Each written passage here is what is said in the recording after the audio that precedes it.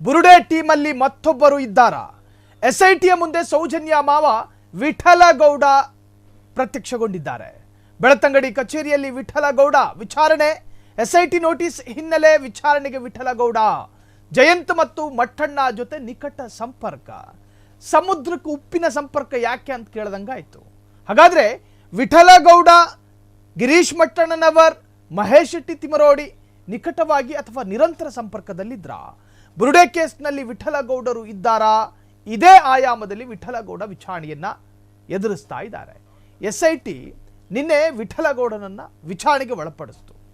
ನಿಮಗೂ ಗಿರೀಶ್ ಮಟ್ಟಣ್ಣನವರಿಗೇನು ಸಂಬಂಧ? ನೀವು ನಿರಂತರವಾಗಿ ಸಂಪರ್ಕದಲ್ಲಿದ್ರ? ಸೌಜನ್ಯ ಹೋರಾಟಗಾರರಲ್ಲಿ ಪ್ರಮುಖರಾಗಿರ್ತಕ್ಕಂತಹ ಮಹೇಶ್ ಶೆಟ್ಟಿ ತಿಮರೋಡಿ ಅವರ ಜೊತೆ ನೀವು ಯಾವುದರ ಬಗ್ಗೆ ಚರ್ಚೆ ಮಾಡ್ತಾ ಇದ್ರಿ? ಕೇವಲ ಸೌಜನ್ಯ ಪ್ರಕರಣದ ಬಗ್ಗೆ ಮಾತ್ರ ಚರ್ಚೆ ಮಾಡ್ತಾ ಇದ್ರೋ ಅಥವಾ ಅದನ್ನು ಹೊರತುಪಡಿಸಿ ಹೆಣವೂತ ಪ್ರಕರಣದ ಬಗ್ಗೆ ಏನಾದರೂ ನೀವು ಚರ್ಚೆಗಳು ಮಾಡ್ತಾ ಇದ್ರಾ? ಗಿರೀಶ್ ಮಟ್ಟಣ್ಣನವರ್ ನಿಮ್ಮ ಚರ್ಚೆಯಲ್ಲಿ ಯಾವ ಪಾತ್ರವನ್ನು ವಹಿಸ್ತಾ ಇದ್ರು? ಫೋನ್ ಮುಖಾಂತರವಾಗಿ ಎಲ್ಲಾದರೂ ಕೂತು ಗ್ಯಾದರಿಂಗ್ ಆಗ್ತಾ ಇತ್ತಾ? ಸಾಮಾನ್ಯವಾಗಿ ಒಂದು ವಿಚಾರ ಸಂಘಟಿತವಾದಾಗ, ಅಂದರೆ ಒಂದು 3-4 ಜನ ಸೇರ್ಕೊಂಡು ಒಂದು ನಿರ್ಧಾರವನ್ನು ತೆಗೆದುಕೊಂಡಾಗ ಒಂದು ಕಡೆ ಜಾಗ ಮಾಡ್ಕೊಂಡಿರ್ತಾರೆ.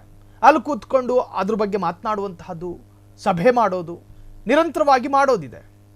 ಸೊ ಈ ವಿಚಾರದಲ್ಲಿ ಏನಾದರೂ ಗಿರೀಶ್ ಮಟ್ಟಣ್ಣನವರ್, ವಿಠಲಗೌಡ, ಮಹೇಶ್ ಶೆಟ್ಟಿ ತಿಮರೋಡಿ, MD ಸಮೀರು, ಜಯಂತ್ ಟಿ, ಹೀಗೆ ಒಂದಷ್ಟು ಜನ ಎಲ್ಲಾದರೂ ಕೂತ್ಕೊಂಡು ಮೀಟಿಂಗ್ ಮಾಡಿರೋದ್ರ ಬಗ್ಗೆ ಏನಾದರೂ ಮಾಹಿತಿ ಇದಾವ ಅಂತ ಕೇಳಿದ್ರು. ಸೊ ಗಿರೀಶ್ ಮಟ್ಟಣ್ಣನವರ ಜೊತೆ ದಿನಕ್ಕೆ ಎಷ್ಟು ಬಾರಿ ಫೋನ್ನಲ್ಲಿ ಮಾತನಾಡ್ತೀರಿ? ಏನು ಮಾತನಾಡ್ತೀರಿ? ಸೌಜನ್ಯ ಪ್ರಕರಣವನ್ನು ಹೊರತುಪಡಿಸಿ ಏನಾದರೂ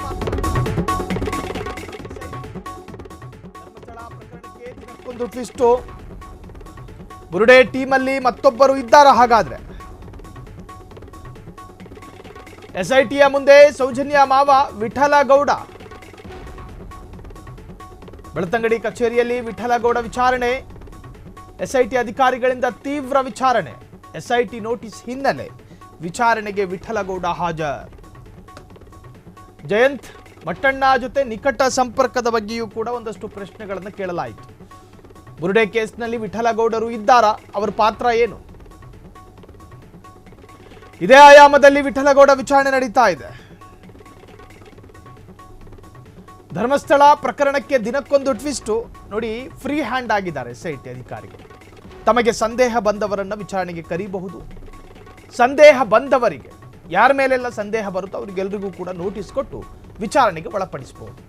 ಸ್ವತಂತ್ರ ತನಿಖಾ ತಂಡದ ತರ ಫ್ರೀ ಹ್ಯಾಂಡ್, ಯಾವ ನಿರ್ಧಾರ ಬೇಕಾದರೂ ತೆಗೆದುಕೊಳ್ಬಹುದು. ರಾಜ್ಯ ಸರ್ಕಾರ ಕೊಟ್ಟಿರ್ತಕ್ಕಂಥ ವಿಶೇಷವಾದಂಥ ಅಧಿಕಾರ ಅದು.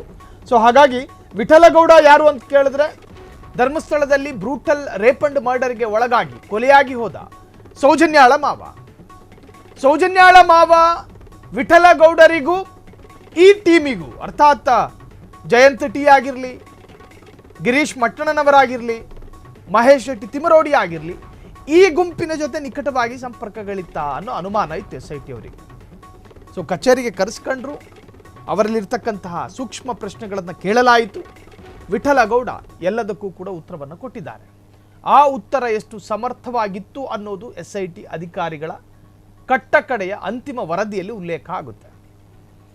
ಎಸ್ಐಟಿ ತನಿಖೆಯನ್ನು ಪ್ರಾರಂಭಗೊಂಡ ದಿವಸದಿಂದ ಹಿಡಿದು ಎಸ್ಐಟಿ 90 ದಿವಸಗಳ ಒಳಗಾಗಿ ನ್ಯಾಯಾಲಯಕ್ಕೆ ಚಾರ್ಜ್ ಶೀಟ್ ಸಲ್ಲಿಸುವವರೆಗೂ ಏನೇನಾಯಿತು ಎಲ್ಲವನ್ನೂ ಕೂಡ ಉಲ್ಲೇಖ ಮಾಡಬೇಕು. ಯಾರ್ಯಾರನ್ನ ಎನ್ಕ್ವೈರಿ ಮಾಡಿದ್ರಿ, ಅವರಿಂದ ಯಾವ ಯಾವ ಮಹತ್ವದ ಮಾಹಿತಿಯನ್ನು ಕಲೆ ಹಾಕ್ಕೊಂಡ್ರಿ, ಚಾರ್ಜ್ ಶೀಟ್ನಲ್ಲಿ ಮಹತ್ವದ ಸಾಕ್ಷ್ಯಗಳು ಯಾವುದು, ಡಿಜಿಟಲ್ ಎವಿಡೆನ್ಸ್ಗಳು ಯಾವುದು, ಮೌಖಿಕ ಹೇಳಿಕೆಗಳೆಷ್ಟು, ಲಿಖಿತ ಹೇಳಿಕೆಗಳೆಷ್ಟು, ಯಾರ್ಯಾರ ಸ್ಟೇಟ್ಮೆಂಟ್ಗಳು ತಾಳೆ ಆಗ್ತಿದೆ, ಇನ್ಯಾರ ಸ್ಟೇಟ್ಮೆಂಟ್ಗಳು ತದ್ವಿರುದ್ಧವಾಗಿ ಕಾಣ್ತಾ ಇದೆ, ವೈರುಧ್ಯಗಳೇನಾದರೂ ಇದಾವ? ಈಗ ಚಿನ್ನಯ್ಯನನ್ನು ಎನ್ಕ್ವೈರಿ ಮಾಡಿದಂತಹ ಸಂದರ್ಭದಲ್ಲಿ ಎಸ್ಐಟಿ ಅಧಿಕಾರಿಗಳು ಮೊದಲು ನೋಡೋದು ವೈರುಧ್ಯಗಳೇನಾದರೂ ಇದಾವ ಅಂತ. 164 ಸ್ಟೇಟ್ಮೆಂಟಿಗೂ ಈಗ ತೋರಿಸ್ತಾ ಇರೋದಕ್ಕೂ ಜೊತೆಗೆ ಈತನ ಬಿಹೇವಿಯರ್, ಈತನ ಸ್ವಭಾವ, ಇದರಲ್ಲೇನಾದರೂ ವೈರುಧ್ಯಗಳಿದಾವ ಅಂತ ಹೇಳಿ ನೋಡ್ತಾರೆ ಎಸ್ಐಟಿ ಅಧಿಕಾರಿಗಳು ಪ್ರಥಮವಾಗಿ. ಸೊ ವಿಠಲಗೌಡರ ವಿಚಾರದಲ್ಲಿಯೂ ಕೂಡ ಈ ಹಿಂದೆ ಸಾಕಷ್ಟು ಬಾರಿ ಮಾಧ್ಯಮದಲ್ಲಿ ರಿಯಾಕ್ಟ್ ಮಾಡಿರತಕ್ಕಂಥ ವಿಠಲಗೌಡ, ಆ ಹೇಳಿಕೆಗೂ ಜೊತೆಗೆ ಈಗ ಆತನಲ್ಲಿ ಕೇಳಲಾಗಿರ್ತಕ್ಕಂಥ ಪ್ರಶ್ನೆಗಳಿಗೂ ಸಿಗ್ತಾ ಇರುವಂಥ ಉತ್ತರ ತಾಳೆ ಆಗುತ್ತಾ ನೋಡ್ತಾರೆ. ಸೊ ವಿಠಲಗೌಡರನ್ನ ವಿಚಾರಣೆ ನಡೆಸಿರುವಂತಹ SIT ಅಧಿಕಾರಿಗಳು. ಕ್ಷಣ ಕ್ಷಣದ ಸುದ್ದಿಗಳಿಗಾಗಿ ಫ್ರೀಡಂ ಟಿವಿ ಸಬ್ಸ್ಕ್ರೈಬ್ ಮಾಡಿ, ಲೈಕ್ ಮಾಡಿ ಹಾಗೂ ಫಾಲೋ ಮಾಡಿ. ಹೊಸ ಸುದ್ದಿಗಳ ನೋಟಿಫಿಕೇಶನ್ಗಾಗಿ ಬೆಲ್ ಐಕಾನ್ ಮೇಲೆ ಕ್ಲಿಕ್ ಮಾಡಿ.